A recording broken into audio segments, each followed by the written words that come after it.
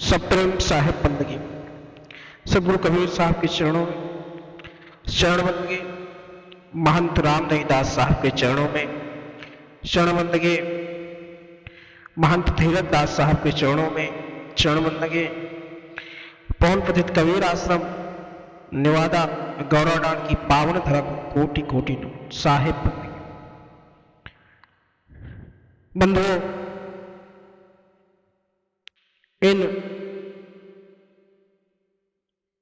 5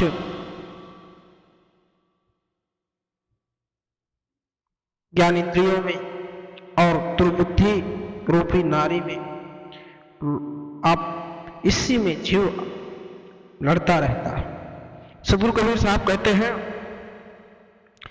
कि संतो घर में झगड़ा भारी, रात दिवस मिल उठ लागे 5 डोठा एक नारी। न्यारो न्यारो भोजन चाहे 5 अधिक स्वादी। कोई काहू का हटा न माने आपहु आप मुरादी। दुर्मत केर दोहगन में ठोट डिचा पुछ पर। कहाँ ये कबीर सोय जनो मेरा, जो घर गए रार निवेरे। सदगुरु कबीर साहब कहते हैं कि हे संतों, घर घर की यही बात है। प्रत्येक घर में भारी झगड़ा मचा हुआ है। ज्ञानेंद्रिय रूपी 5 लड़के और दुर्बुद्धि रूपी 1 नारी आपस में मिलकर दिन रात जीव से लड़ते रहते। 5 ज्ञानेंद्रियां अलग अलग भोजन को चाहती हैं। ये केवल अपनी इच्छाओं की पूर्ति में लगी रहती है और कोई किसी की वर्जना नहीं मानती, कहा नहीं मानती।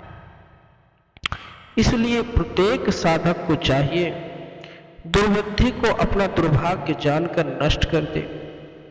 इंद्रिय रूपी बच्चों को डांट टपट कर एक ओर बिठा दे।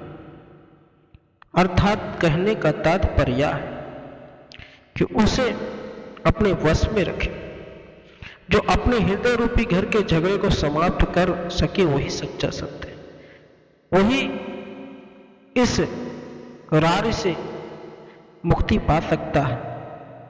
सदगुरु कबीर साहब ने कितने साफ शब्दों में, कितने सरल शब्दों में समझाया कि जो मनुष्य अपने मन की इंद्रियों को कंट्रोल कर ले, इन 5 ज्ञानेंद्रियों को, इंद्रियों को अपने वश में कर ले और दुर्बुद्धि नामक स्त्री का दुर्भाग्य जानकर उसे नष्ट कर दे, वही इस संसार का भेद जान सकता है। नहीं तो ये 5 इंद्रिय काम, क्रोध, मद, लोभ, इन्हीं विषय भोगों में मनुष्य पड़ा रहता है और उसे पता ही नहीं चलता कि वह सत्य की राह पे चल रहा है कि गलत चल रहा है। जो अपनी इंद्रियों पर कंट्रोल नहीं कर सकता, वह सदगुरु की भक्ति नहीं कर सकता। इसलिए सदगुरु कबीर साहब ने कहा है, अगर ईश्वर को पाना है तो अपने इंद्रियों पर कंट्रोल करना होता है, उनको अपने बस में रखना होता है। जब तक उन्हें अपने बस में नहीं रखोगे तब तक आप,